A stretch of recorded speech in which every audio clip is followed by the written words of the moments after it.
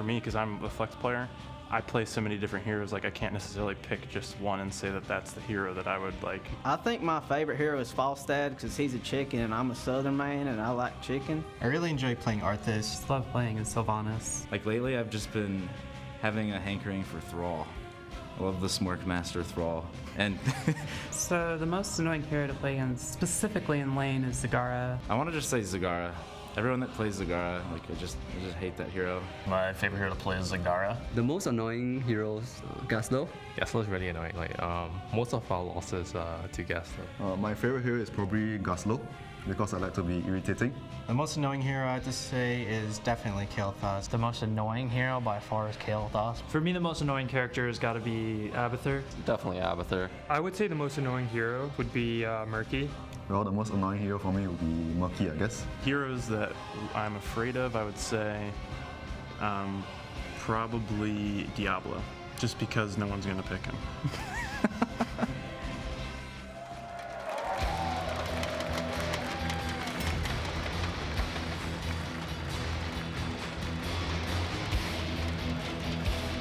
Ladies and gentlemen, welcome back here to the Heroes of the Storm America's Championship. My name is Solid Jake, and I'm joined here at the desk by my good friend and co-commentator, Mr. Kubi. That's right, thanks. Kubi hopping on over to this side of the desk to commentate a few of the games coming up. But we cannot forget about our awesome analyst, Mr. Trixler. How's it going? Dude, I'm so excited. Cloud9 versus Immunity coming up. It's going to be an amazing match, and I can't wait to see what's going to happen. This is the first time these two teams are clashing together. Yes, Immunity representing Australia, New Zealand, and they're here to show that their region is quite powerful. Now, Cloud9, we know a lot about them, but to introduce the teams, we have our hosts, Anna and Chobra. Take it away. And it is my pleasure to introduce you to your blue team. Coming all the way from Down Under in Australia, it's Team Immunity!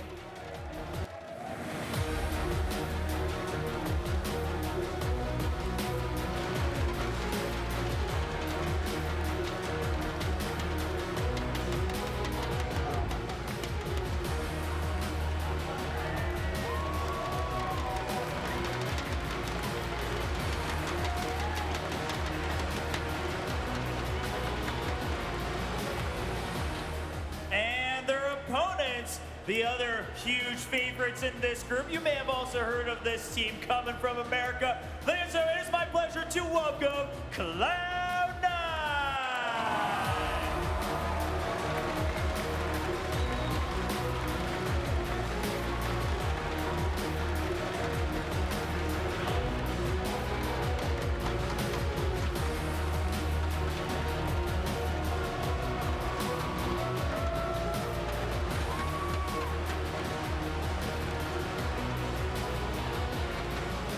All right, the stage is set, and Anna, match one, it was pretty back and forth in the games, but it did end in a 2-0. What do you think about this match coming up? It's been so much fun to watch these teams. There are certainly favorites, but nothing is certain in this tournament, and that's going to be the case in this next match as well. These two teams actually spoke to us in a video about what they think about this match and their odds in the tournament, so let's go ahead and check out that video.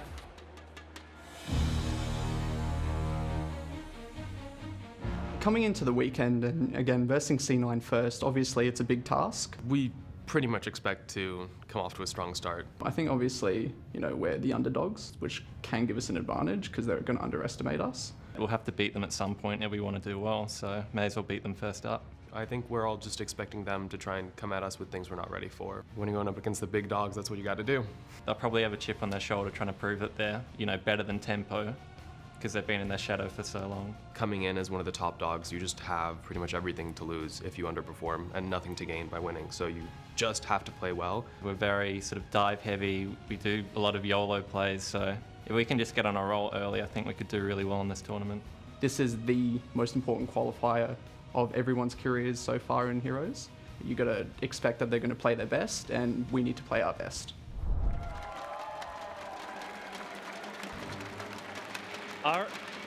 All righty, guys. We know that these guys are so prepared for this matchup. Cloud9 Immunity, they've been practicing, training. This is their moment, their chance to qualify for BlizzCon. And Kubi, what do you think of this matchup? Well, we heard DunkTrain talking a little bit about how he expects some curveballs to get thrown at them. Of course, they're one of the huge favorites, Cloud9, to advance through the bracket to qualify for BlizzCon.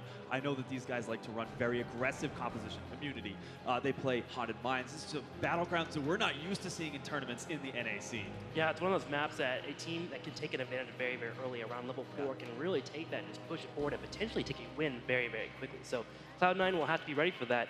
But when you look at Team Immunity, that is the one wild card this entire tournament that I don't know how to rank them, man. This is a team that really plays very, very differently compared to what we expect in NA. They usually run 4 people together, having one person running off, doing their own thing, soaking lanes, grabbing mercenary camps. And the question is, how will Cloud9 punish that if Cloud9 can even do so?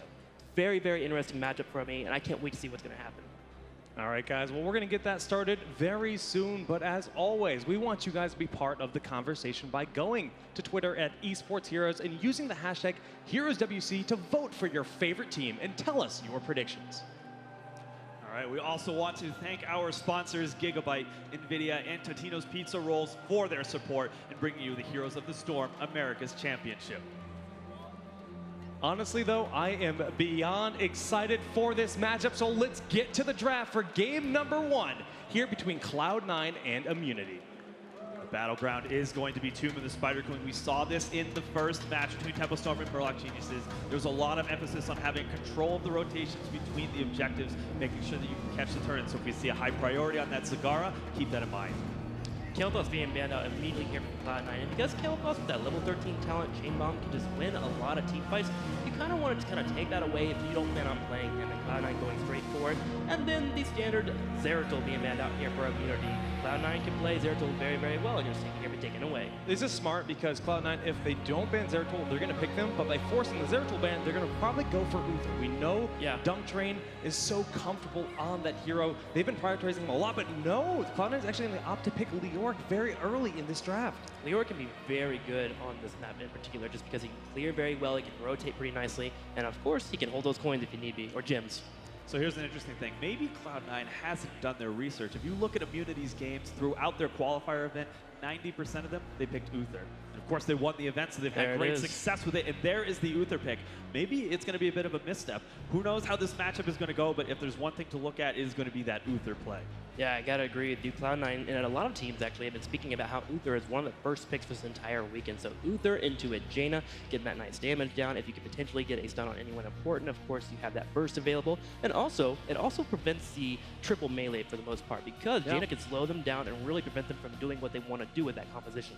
And we're starting to see Jaina players get more comfortable with Icy Vein styles, where it's very just burst heavy. You throw a Divine Shield on a Jaina that pops Icy Veins, and she just does so much burst damage. You got to look out for. But Cloud9 now gets 2 more picks before the next ban phase, and they're going for the double bruiser composition, Leoric and Arthas. Yeah, also the potential for that Abathur pick as well. Something that Cloud9 has really been starting to make their own. The most recent tournament that they were able to take a win off of Tempo Storm, they had that. And also Tyrande play is another thing that is sort of a trademark for their team. Jake, what are you thinking? Tyrande, one of your favorite heroes to play. I love Tyrande so much, and Kubi was just talking about how sometimes you got to look out for one of those heroes missing in the battleground. You throw a Sentinel out to find them, scout them, find the location on that hero if they're trying to get maybe the bruisers, maybe the boss. She's got such a good kit. She's like a half support. She will not be the main primary support in this composition. Hunter's Mark, very strong for blowing up an enemy hero, 25% amplified damage to that target.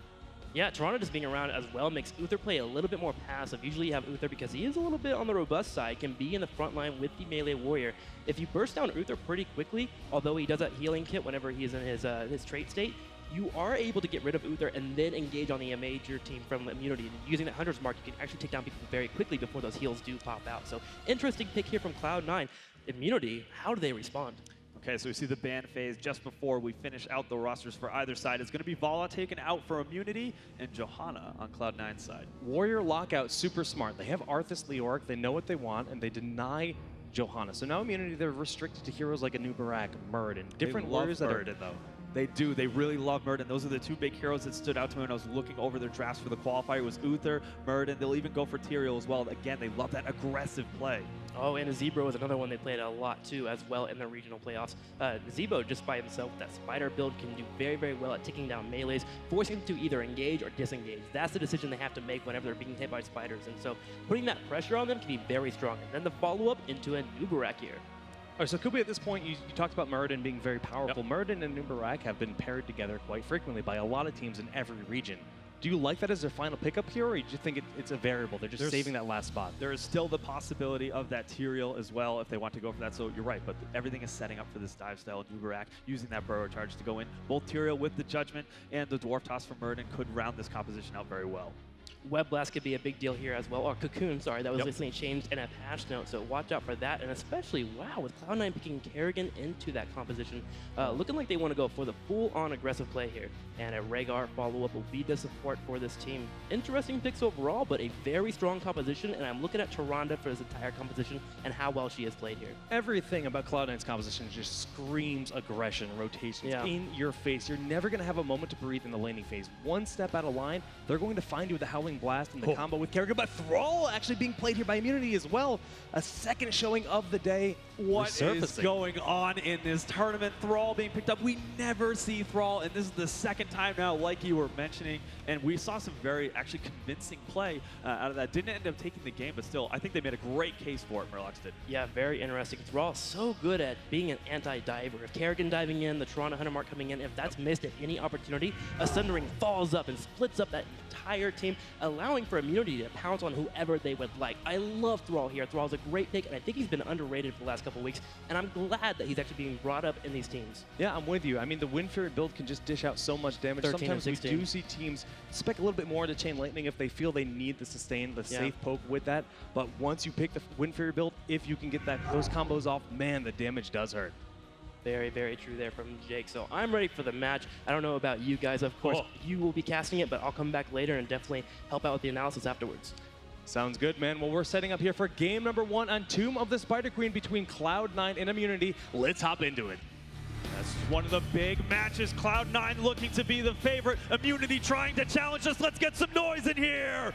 All right, guys. Well, on the blue side of the battleground, that is Team Immunity with Naeiou playing as Thrall. It's going to be a Naigon on Uther. Robadobah playing a Nubarak. Sashin going to be on Jaina, and rounding up the team is Shy on Nazebo. And on the red side of the battleground for Cloud9, one of the big favorites to move on. DunkTrain is going to be on Rhaegar. King Caffeine on the Leoric. Fan will be playing Arthas. Keiwan Pro on Tyrande, and iDream, the flex player, playing Kerrigan. These matches all mean so much here in the group stage. It's your only chance to qualify for the World Championships at BlizzCon this year, so the tension has never been higher for these teams. Immunity has traveled across this ocean to get here to America, competing from multiple countries. There's Singapore, Southeast Asia, Korea, and of course Australia. So really so much potential with that team.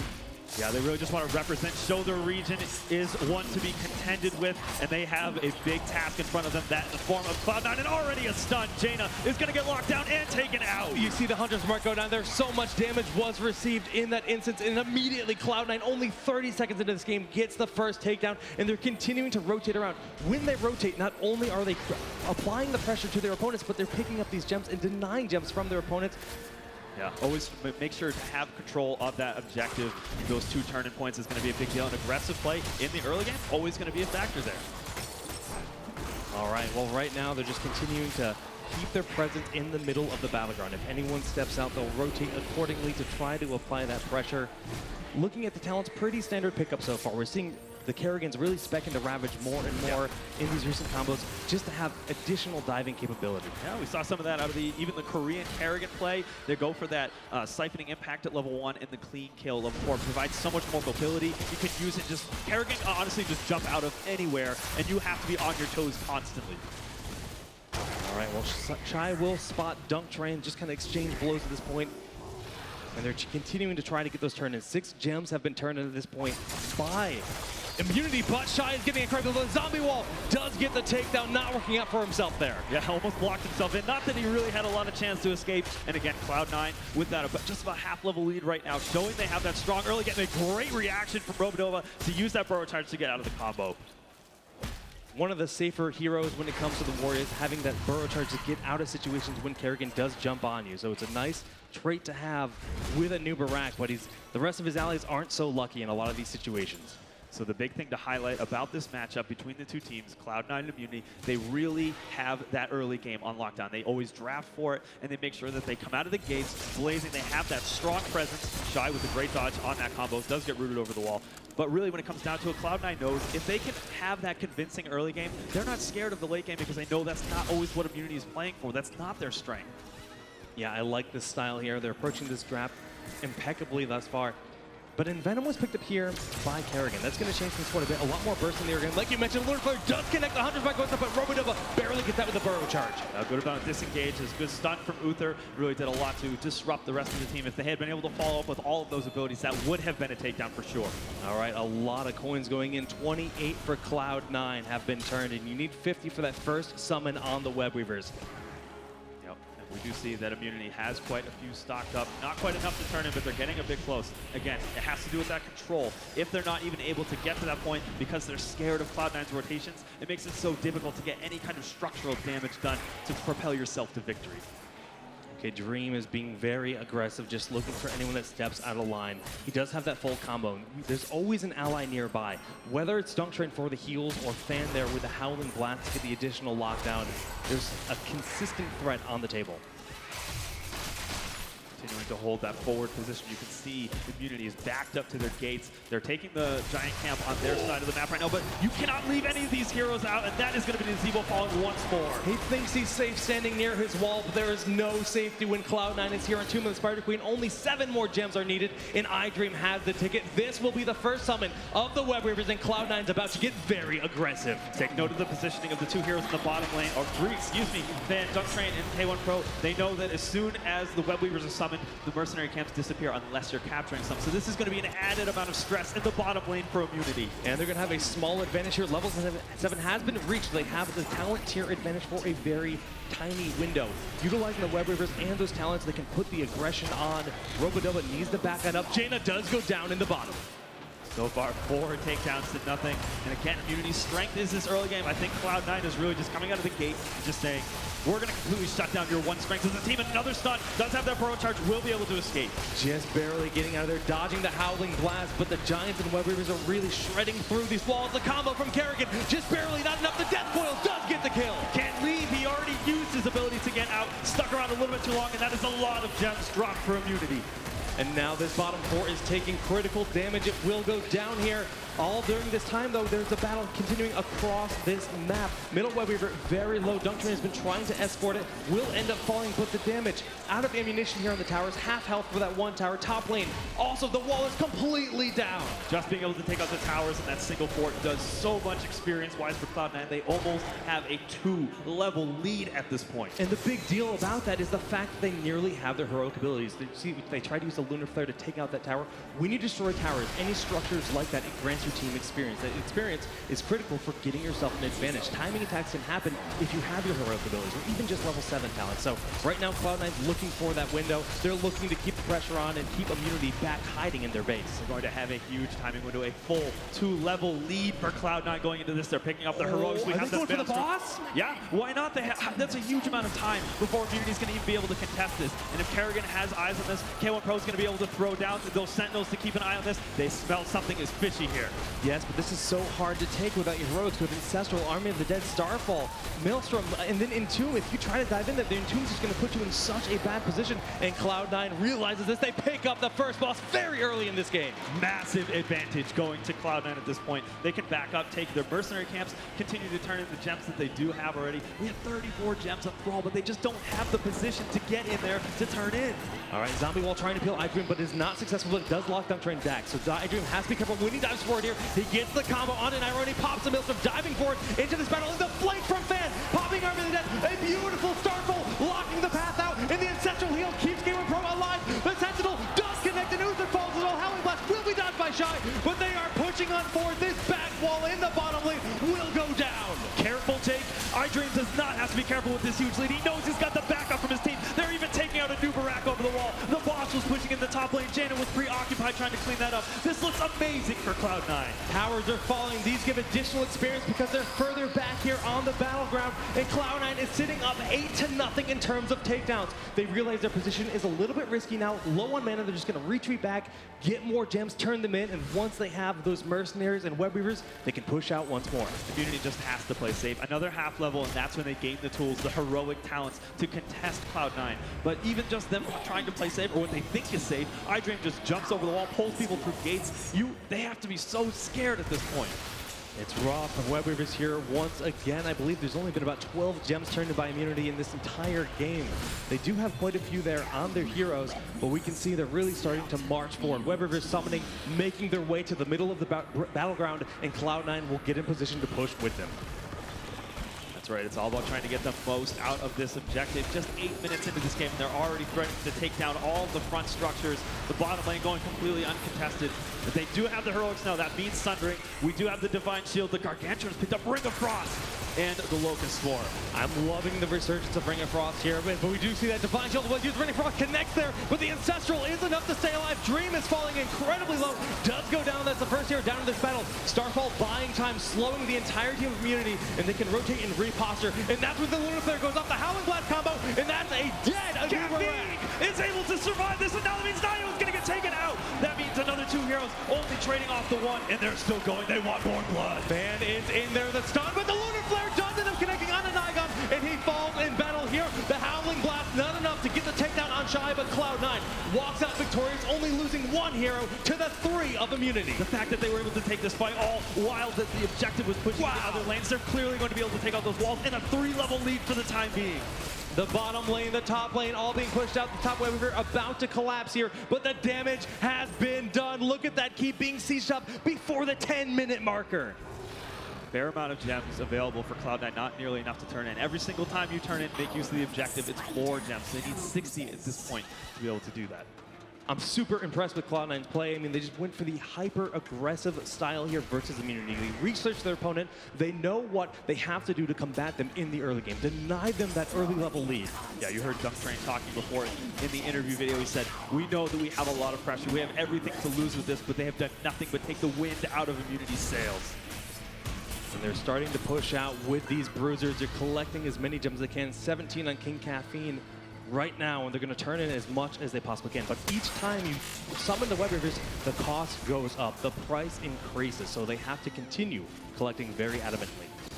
They know they can continue to put the pressure on. We do have both mercenary camps pushing down on Immunity's side of the battleground. You can see, look at this, they backed up completely. So we're not messing with that at all. We know you have shown us what we can do. And we even have the increased range on the Ravage, the Eviscerate at level 13 for Kerrigan. That's just added more range where you have to back up completely.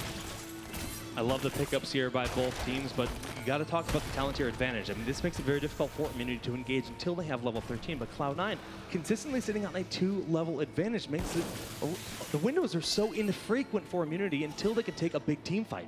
But they have shown they have the capability to do that. The last time they were able to line up the Sundering with okay, looks like we have a little bit of a pause. Nope, getting back into it. Anyway, so the Sundering plus the Ring of Frost, following that up with the consistent damage of the Gargantuan, they show they do have the potential, but you're right. It's so important to be on the same talent tier when you try to take these contention points. Okay, well, the Mercenary Camps continue to be picked up here. All of them have been grabbed at this point in the game. And Immunity's just playing safe. They're staying together. They're not separating. They know if they get picked off, it could be lights out. Cloud9 could try to turn in another summon of the web weaver. They could push in, try to take out a keep. They're already exposed from that last phase that went through. You just hold this map control, really just strangling Immunity, not allowing them to have any opportunities to move forward. But level 13 right around the corner. This is probably where we're going to look. There's that half-level window where they have to make something happen. If things go status quo, Cloud9 will easily be able to take this. But with the summon on the web weavers for the 3rd time in a row on Cloud9 side, this is going to be very difficult to defend. 16 will be reached rather quickly as the towers do collapse, and Cloud9 is going to get in the face of Immunity before we know it. Pushing down the bottom lane, we see that Mercenary Camp needs to be responded to from Naeiou, and they're already positioning themselves. Now, Immunity has the right idea here. They're playing defensively. They're staying in their base. If Cloud9 oversteps their bounds, they can get blown up. But with a play like this, it could be difficult. A lot of damage going up, but Thrall standing strong. Entomb was used. 2 heroics down on the side of Cloud9 with all 5 still standing. So Immunity regain their composure. Yes, a beautiful ice block by Shy. They can try to turn this around right here, right now. Keep an eye on the positioning of the Ring of Frost. It's going to be a big deal and a lot of damage output, and that is a new Brack diving in the ring. It's going to be able to hit a few heroes, but Naeiou ends up falling. That's a 3 for nothing so far for Cloud9. Oh man, they just turn it around and they're going for Sashin. The bottom keep has fallen and the damage output is just far too much for Cloud9 with these weapons. They're pushing it and they have a 4-level lead. Thought about taking the keep for a second, said, wait a minute, this is a massive advantage. We're going to start wailing away at this core, and I'm not sure if Immunity has the tools, the resources to defend this. Just like that, Cloud9 takes it. Ice block used from Jaina, but it's all for nothing. She'll live on, but this core will not. Game number 1 goes to Cloud9 in decisive fashion. GG! 15 takedowns to 1. If you wanted to see a convincing, polished Cloud9 moving into this series, they know they want to qualify for BlizzCon. They want their part of that prize pool. They want to win this weekend, and they are showing the play the capacity to do just that. They have been on absolute fire for the last few weeks, and today is no exception. Trixler, how did you feel about that? Cloud9 came in and they made a statement there. Holy macaroni, the play was on point. Keiwan Pro in particular is something I'm going to point out in this entire fight. He was in every situation perfectly. He was there with the 100 marks and the lunar flares that made them win those team fights. Their teamwork is amazing. Let's actually check out a couple of replays really quickly here. I'm going to show you really the synergy here between Carrigan and K1 Pro. Watch him here. He's going to be landing all these stuns in all these fights. Watch right here. Behind the turret, he's going to be hitting Shy here with a beautiful lunar flare. Boom, he lands it. Actually, he's going to get off the new Brett, killing them off, but the team fight is the important thing here. This was the one swing here where Immunity could have actually taken the fight and won the game, or potentially put them in an area where they could start fighting back, right? So keep an eye here on actually Robadobah and the Divine Shield that will hit him. He gets an amazing dive that sets up the Ring of Frost. So let's go ahead and check this out really quickly. They dive in. Now, the major thing that's kind of scary for me was the Sundering. So there's a double stun. Gonna hit a couple of people, pushes him back, and Kerrigan was pulled back to try and kill off Dream. Dream does go down, but watch K1 Pro. He kites back, turns around, pops out a Sentinel, hits some amazing flares, and Caffeine just runs straight on in with Fan, and they start bursting people down. Now, a part of this was because they were a little ahead in levels, but the teamwork is just so on point, and really, they turn it around, they move all the way towards the fort, and that just set the tempo for the rest of the game. Cloud9 is on point right now, and going into game 2, if you're Immunity, you gotta be a little scared. Absolutely flawless play by Cloud9, but Immunity showed a lot of promise. They understood exactly how they had to get back in the game. They fell back in their base, nearly got some team fights turned around in their favor, and I believe that they can definitely bring this back. Yeah, some of those thunderings into Ring of Frost really showed a lot of potential, but again, that level lead that Cloud9 was able to establish is just too much for Immunity to deal with. Yeah, for me, I love their composition, and going into the mid game, they had something there. The problem was the early game was just so darn hard on them. You know, Cloud9 is known for the early game, and we saw it there, why they're so good at taking out people very, very quickly. You gotta take a breather, you gotta wait a couple of seconds, make sure you get to the mid game if you're gonna run a comp like that, or you're gonna get bodied like we just saw. Bodied indeed, but Immunity Cloud9 are gonna get ready for game number 2, but first we're just gonna throw to a quick commercial break. We'll be back in just a few.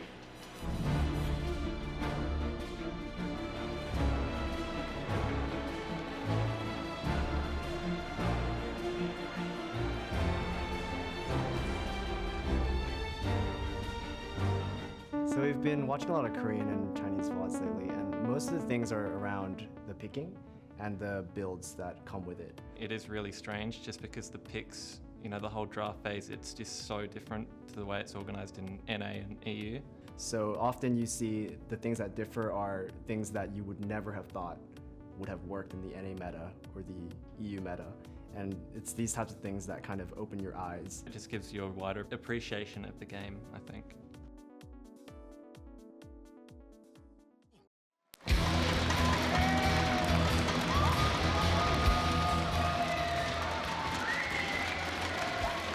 Welcome back to the Heroes of the Storm America's Championship. Did everyone enjoy that game 1? That's what I like to hear, Cloud9 and Team Immunity. And but we have to follow the favorites so far. Cloud9 looks pretty dominant in that game 1. they did look so dominant, and it's really fun to follow the stories here. I've seen so many tweets from people saying, come on, Cloud9, we want you to take out Tempo Storm, the favorite. Yeah. But then the entire region behind Team Immunity is saying, represent us, represent us. And I'm really excited to see what's going to happen in Game 2. To take us there, it's our commentators. Hi, guys. As now, Anna, you mentioned Tempo Storm as a favorite, but a lot of people would actually say Cloud9 is the favorite to win it all because of how strong they look in the recent events. And game number 1, well, that was no exception. So we're going to need to see some changes, very clearly. I think Cloud9 really just so strong of a performance. Tim, what do you think is going to go on? What needs to change? Yeah, Immunity, you could tell they have something under the hood here. They know what they want to do. It's just a matter of executing on it. Going into game number 2, they had to forget about game number 1. That game was nowhere near in their limits to actually try and win, right? They just got taken out very, very quickly by Cloud9 in their early game. Going into game number 2, be a little bit more careful. It's okay to maybe miss a little experience here and there if you don't know where anyone is on the map, right? If you have Kerrigan floating around, if they do pick a Kerrigan or any aggressive player, you're going to have to watch out for that. And just, again, take a breather, play the game that you know it, and don't let yourself get picked off over and over and over like we saw. Well, before we get into it, we would like to thank our sponsors, Gigabyte, NVIDIA, and Totino's Pizza Rolls for their support in bringing you the Heroes of Storm America's Championship. So I got to ask you, Jake, we heard from Tim. What's got to change? What do we need to see? What do you really think is the kryptonite for Cloud9? What do they need to pick? You know what? They're already doing it. The draft is going to be on Haunted Mines. And this is one of the more unique battlegrounds that Cloud9 doesn't play on so much. So this could really throw them off their pace. Now, on Haunted Mines, the pools of heroes that are best on each battleground actually shifts quite a bit. This is when you start to see Sylvanas prioritize a lot because of the power she has locking down the structures, pushing with the Grave Golem. So I'm really excited to see what they have planned here on this map. Fully expect that, but let's not delay any further. Let's get into that draft. We'll see where Sylvanas sort of piles into that. If you guys aren't familiar with Haunted Mines, maybe watching a lot of the NA scene where it doesn't get picked up too much, it is a 2-laned map, and a golem will get summoned if all the skulls have been collected in the lower portion of the map. Each team will get a golem that pushes forward, but again, like Jake was mentioning, Sylvanas looking really strong because you can shut down those structures from targeting back at the golem. Yeah, Sylvanas is one of those heroes that is very strong on this battleground, but you're looking at heroes with very strong level 4 talent because you want to win that first mine encounter if possible so you can set the pace for the rest of the game. So look for heroes that have Venom or potentially heroes that can bring out a lot of damage very quickly at level 4. Does Cloud9 do it? Do they commit to the early Sylvanas? You can see them going over their draft right now, discussing the options. No, they're going to stick to Leoric. They went first pick Leoric last game. It worked out brilliantly for them, so stick to your guns. Yeah, Caffeine loves this hero. Whenever you talk to him, I'm like, hey, what are you going to draft? I'm drafting Leoric. Every time. That's his response. I'm like, what if Leoric's banned? Well, I'm going to try and draft Leoric anyways. That's how he really loves the game right now with Leoric. He believes he's very, very strong. And to be honest, you got to agree with him a little bit. You can totally set the pace for a fight. Leoric can get to an aggressive state and really put your opponents out of position. And with him picking that Leoric, you're going to see them potentially try to do that in this game. Whoa, we saw the aggression of Cloud9 in game 1, but they're bringing it to themselves here. Immunity has Jaina and Kerrigan, and when it comes to these close quarter combat, you cannot dodge those combos. The Blizzard raining down on you, the Primal Grass pulling you into that massive damage. I love this pickup. For sure, very small battleground, so it makes a lot of sense to grab this. Now, I had spoken to Cloud9, DunkTrain in particular, asking about this battleground in particular. Did you guys practice this? You guys ready for this? Because you know there's a potential they'll do it. Nah. No, they always shake their head now. no. Just shake their head now. Probably not. Probably not. Not going to practice that. Because we don't need to. We feel so confident against this. Well, they could go for a couple of warriors like they're doing so now. York, Arthas, and straight into Tyrande.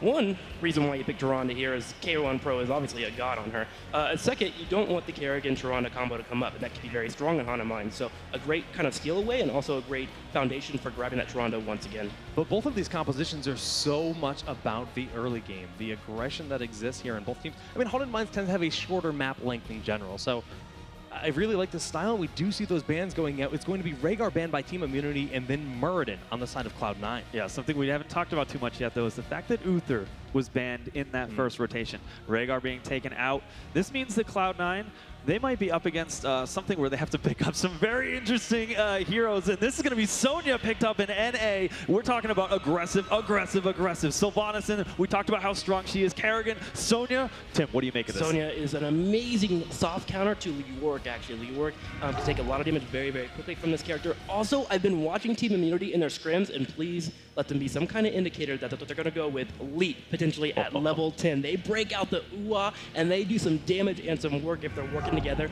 An Ua leap here with a Sylvanas Wailing Arrow on top of it can be devastating.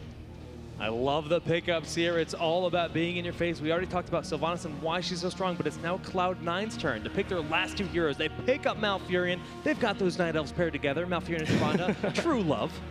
Perhaps noted, maybe? Nah. All right, so the big thing to talk about. Oh, yeah, Zeratul. Wow. Yeah, How do we that's miss insane. that going right through it? That's Insane. So That he made strong. it this far into the draft. Yeah. That is one of the most uncommon things here in competitive heroes, but it's because it's Haunted Minds. I think the priority is definitely a little bit less. Yeah, you've been seeing Zeratul actually kind of, well, one, because of Cloud of Minds, and two, he's actually starting to float down a little bit in the Korean meta because you want to wait and see if a lot of healthy heroes are going to be coming in. And Brightwing will be the 5th pick here for Team Immunity. Brightwing can be very great against Zeratul. He dies in, you pop out a Polymorph, and suddenly he's caught out of position and you can focus him down very quickly. Interesting picks here from Immunity. Can they make it work? It's fight time, my friends. Brightwing has not been played here in North America in quite some time. She has such a unique kit, but I love the pickup. When you see Zeratul blink in, you throw that Polymorph onto that hero, and he's so very vulnerable, cannot blink back on out. And look at her. Yes, she pulses heals. She has the Poly, the Arcane Flare, and the Pixie Dust. But the greatest part about Brightwing is her mobility. She can teleport anywhere to an ally across the battleground, and it's such a great thing to have. Yeah, and it's interesting that Cloud9 actually kind of forced this pick. It was probably down to Karazim or Brightwing because they grabbed the Malfurion and the two healers that had already been banned out. So they knew, they're confident going into this, picking the Zeratul, knowing that the fact that Brightwing is a very real possibility. Before we go into the match, Kubi, Jake, what are you thinking? Who's going to take this match?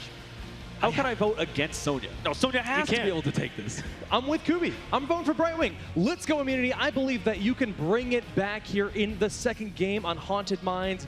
Cloud9, you mentioned they haven't been practicing on this battleground. Yeah. Definitely could throw them off, but game number 2 is underway. Let's hop into it here between Cloud9 and Immunity, with Cloud9 currently up 1-0.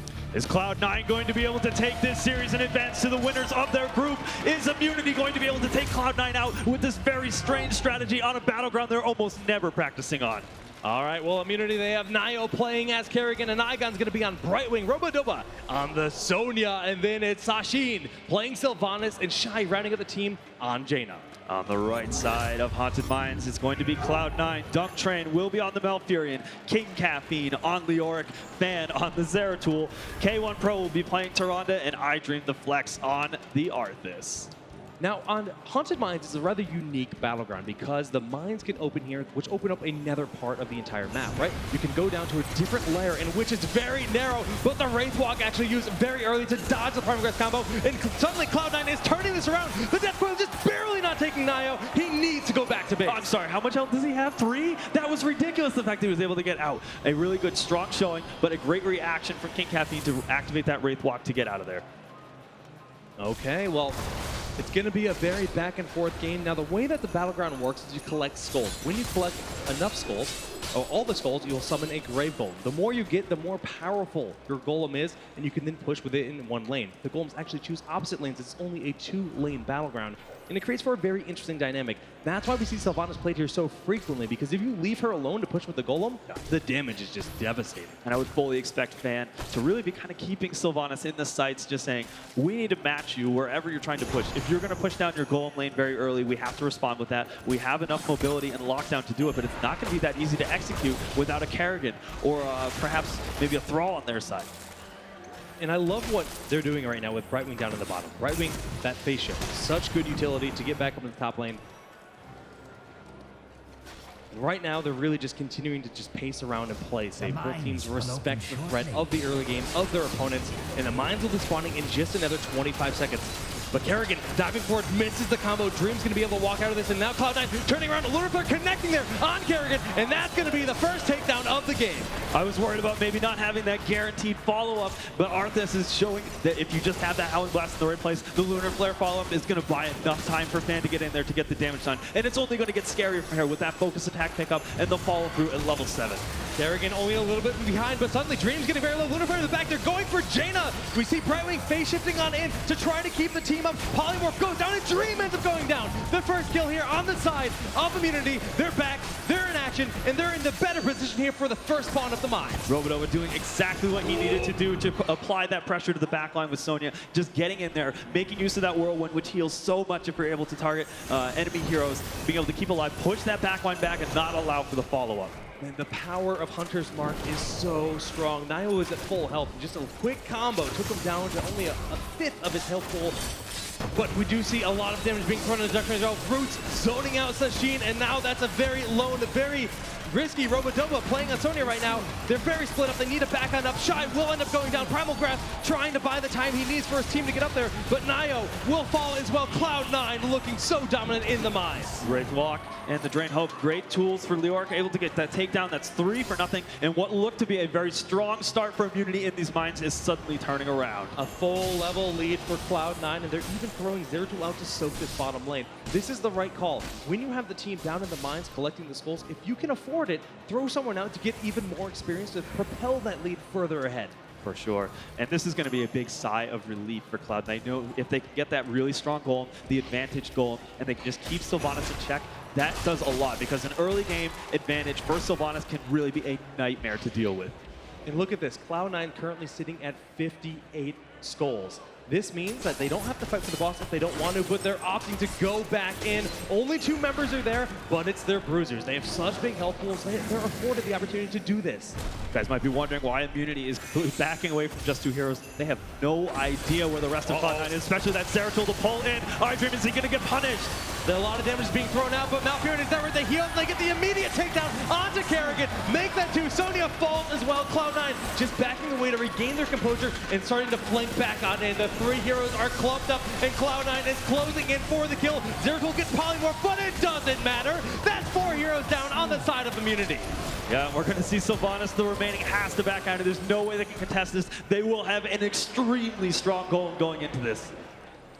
Close to 90 skulls, 84 skulls picked up here for Cloud9. That is a huge advantage. Sashin getting low himself. Brightwing picks up the vision. Now they want to have eyes on Zeratul. That's a very smart pickup, especially considering the size of this battleground. Yeah, the Peekaboo, a great idea. And we also have the cooldown reduction per ally that is healed with that Soothing Mist. So he's going to be doing a lot of teleporting. They'll be able to keep a lot of check onto Zeratul. But the question is it too late? An 84 skull golem is an immense target to have to deal with.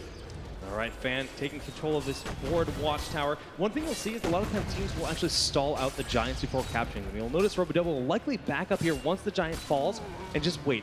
If you time this, when the enemy team's golem passes their wall, you can use those Siege Giants defensively. It's almost like having 2 more towers on your side, just throwing those rocks at the golems. Ideally, Immunity is able to put Sylvanas in the aggressive location, but it's already been shown that Cloud9 will punish this style of play with Zeratul nearby, so we can see they're doing just the opposite. They're respecting Cloud9. They say, we know what just happened to us last game, and we know what you guys have been able to pull off so far. We're just going to take this safe, and we're going to try to get an advantage on the next golem. Look how aggressive Cloud9 is getting, though, hammering through that wall. The top tower is very low. The Lunar Player does connect, and we do see Drain Help applying quite a bit of damage to Robadobah, but Leoric does need to Wraith Walk back to safety. Brightwing in the top lane, just continuing to get that soak, trying to even out that experience lead, which is quickly falling out of favor for Immunity. That goal falling rather quickly, and the root goes down. That is a dead Kerrigan and Sylvanas. 2 heroes have fallen, and Dream in the front line. I think he still has Howling Blast. Robadobah will go down here. Great body blocks and attempted whirlwind, but it wasn't enough. Caffeine and iDream were able to really get that punishment going. And more takedowns so far, 11-1 so far for Cloud9. The boss is still standing. The fort is going to end up falling here, and the golem on the side of Immunity did not even get through the wall of Cloud9. Puts them in a great position. They can back up. They know they can just take these knights in the middle of the battleground, continue to apply a little bit more pressure. It pushes into the off-golem lane, so this will just even out those fort structures, but they're very, very close to those heroics. And notice, the Golem Skull actually stayed in that spot. So when the next summon of the Grave Golems happens, it's going to be that far forward. It's like a constant tug of war. You get more and more presence on the battleground throughout the game.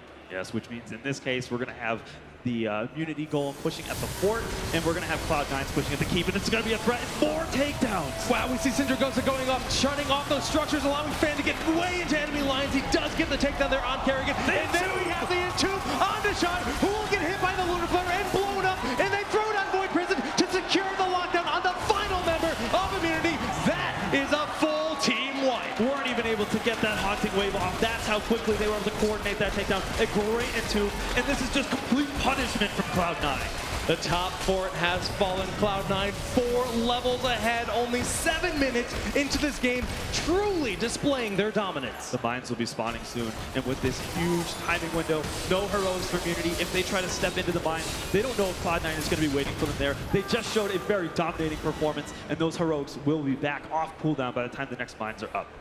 And this is a really hard spot for Immunity because without heroics, there's no battleground, no mercenary camps they can go to get. They just kind of have to wait around, and that's why Cloud9's so far forward. They're saying, no, we're going to control your watchtower. If you try to step in here, we will take you out. And Shy a bit out of position. Brightwing trying to face shift in. The shields are there, but there is the Leoric in the backline. That is a dead Jaina very quickly. And now Naeiou does not have the experience. He does not have the abilities to get out of there.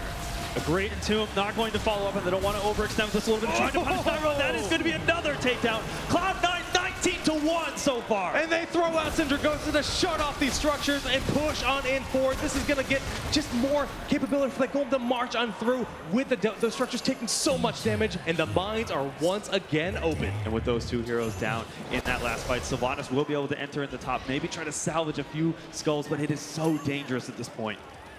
Zeratul will likely immediately look for enemy heroes. Yes, you see that we have the vision from Brightwing, who just phase shift into the mines, revealing where Fan is right now. They've collected 12 skulls. It's already more than they had in the last phase, now with 16. But Shy needs to be very careful. Keiwan Pro looking for the kill, but no! Kerrigan diving in. This could be the first takedown on the side of Immunity. Yes, they do get yet another kill. Showing signs of life. Immunity might be able to get another one. No, Cloud9 is going to back out. It will be able to escape out the back, but no! Trading out 2 for 1 so far. Yeah, but Naeiou got hit by the Entomb. He's locked in the corner, and he will end up falling here. We did see Sonya fall as well, so suddenly Cloud9, what looked like might be a bad spot for them, they bounce back, and they have 44 skulls picked up so far, and the boss is the only thing remaining. This just put a ridiculous amount of pressure on Immunity. They were faced with the decision, do we go in the mines to try to contest, or do we go back up to continue to soak? Either way, they're facing a situation that is really just not very good. They chose to go into contest, weren't able to get, they got the single takedown, which is good, but we're still looking at a very advantaged goal, 74-26. And it's already at the wall of their keep here in the bottom lane. Look at this, they're actually stepping into the mines. They have their heroics, they're saying, if we can find a timing and pick off 1 or 2 members of Cloud9, that's going to be very good for us. But Cloud9 whiffs this. He realized that's what they want to do, backing on out from the top portion of the battleground in a safe manner. Level 13 just reached. This is the time where Zeratul has so much more mobility with that wormhole. If the blink is reactivated within 3 seconds, he's able to go back to the original place that he blinked in from. He can hop in, deal his damage, and get back out. Beautiful play here by Immunity, finding Kael'thas as he goes in forward like that. Excuse me, Leoric, but the Void Prison is buying too much time for Cloud9. Syndragosa hitting the entire team. Caffeine is still alive, and the Tranquility is keeping that team healthy. The Water Elemental doing its best to try to keep Shy up, but no, they're not going to be successful. A beautiful impale from Kerrigan, but now she is completely secluded from the rest of her team. There is no escape here. Naeiou's going to be taken out, and Sonya making an attempt, especially with that increase to the range of the spear, but it's not going to be enough. And this is a huge goal of 74. With all of these heroes out, that's clearly a fort. But the big question is, I think this might actually be game for Cloud9. 4-level lead with a boss that has 74 goals. I think so too. Look at how far this keep is falling.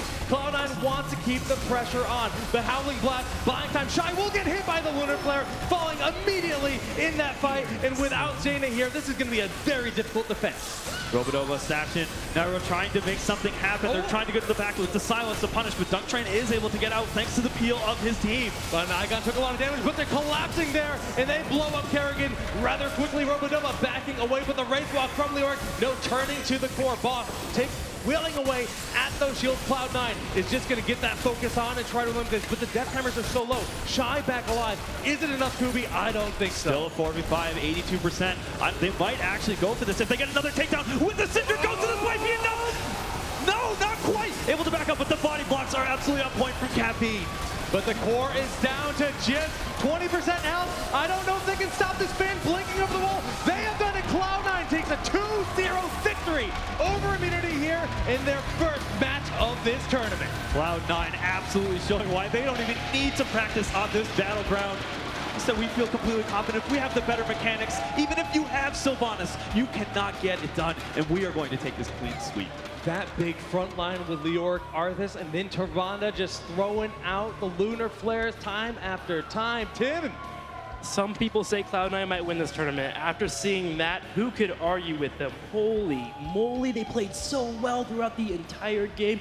Cloud9 made such a huge statement, and you could tell Immunity was actually very scared of them, and I have a couple of replays that show you that. Let's go ahead and hop into them. One below the mines here. Let's go ahead and pause this bad boy really, really quickly. I want to show you this in particular. There is only 2 members up the top right corner here for Cloud9. A majority of the team for Immunity is actually down here in the bottom left. You'll see them actually fearfully run away from 2 members just because they might get ganked by a 5v5. They don't know where the other members are. The others, if you look at the mini-map down here in the bottom right corner, are just now entering the mines. So this could have been a 4v2 where Immunity could have turned around the fight and actually gone in, but they're so scared of Cloud9 and their entire presence throughout the entire game that they actually lose this fight pretty handily as the rest of the members for Cloud9 get here. And this is just an example of Immunity really respecting Cloud9 and their strength and the aggressive and the non-fear that Cloud9 has. Look at this, finally the gank comes in, immediately they turn around this fight and they just kind of take out a lot of members very, very quickly as 2 members fall and Cloud9 again just really killing it there. Now, of course, there was another situation that was available for Team Immunity to actually take a comeback and maybe turn around and come back. They did a bush strat later on in the game that we'll be jumping to pretty soon, where they actually had the advantage to potentially take out a fight. And here it is. We're going to go ahead and pause really quickly. The main member they jump on is Caffeine, which is an interesting choice, but look at Sashin down here in the bottom right corner. He's a little bit out of position. Had he maybe been a little bit closer to the watchtower, he could have maybe put his silence arrow on Fan, because Fan right here lands a key Void Prism that saves his teammate, Caffeine, allows for him to jump on top of Sasha and Sylvanas, because she can't take on a 2v1 no matter what you look at. And you just see Cloud9 at a disadvantage in terms of actual control of the map, be able to turn around an entire fight because they're up 3 levels and they have amazing teamwork with that Void Prism. So well done by Cloud9, taking the series 2-0, and looks like they'll be moving forward in the bracket.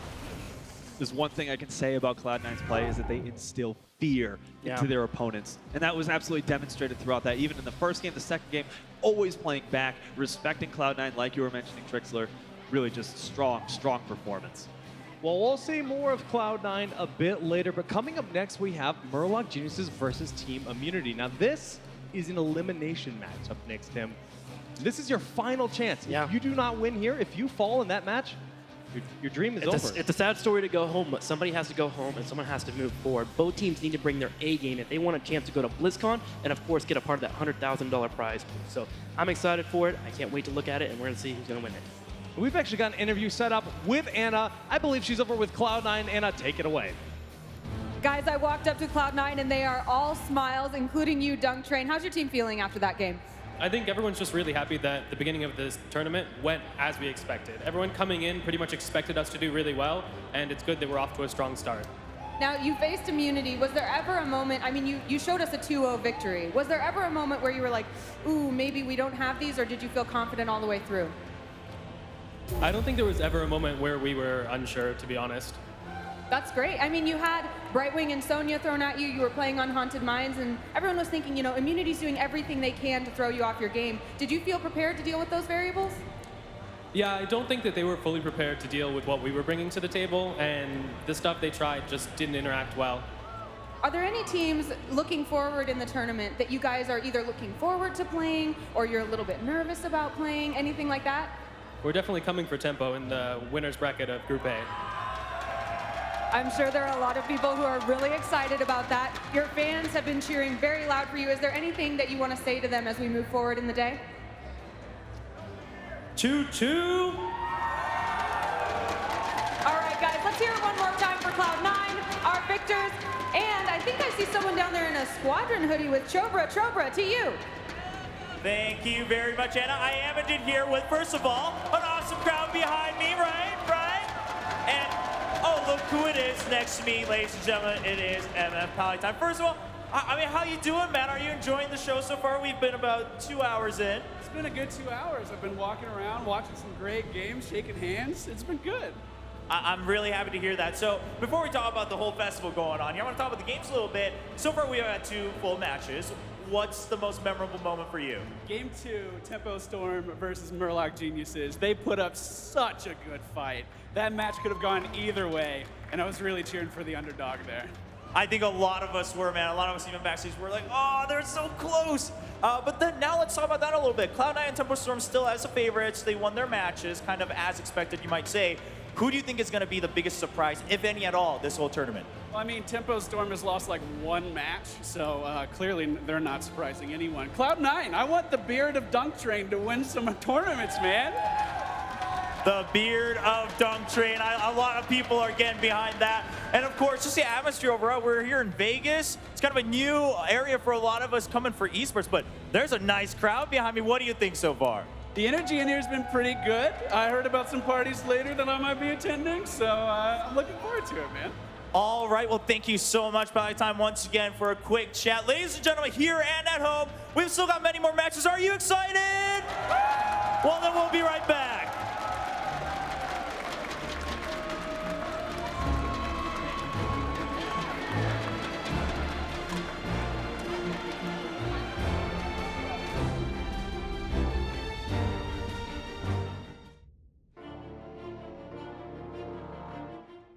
I think going into tournaments, our team everyone on average is just on such a high skill level that I feel like we don't have the weak links that cost other teams games, just because we're all confident that if we get into hairy situations, everyone knows how to play their way out. When it comes to playing the game, we all contribute equally, I think, when it comes to the game. Basically, we're all in it together.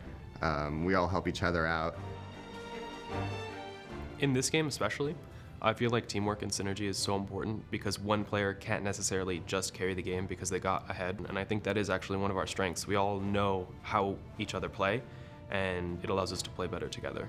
Between us and Tempo, I think it's pretty clear that we have better gameplay, but they're definitely better than us strategically, and we've been working to get better at that. We've been working a lot on figuring out exactly how fast you can close out a game and not overreaching and overextending and then, causing the flip.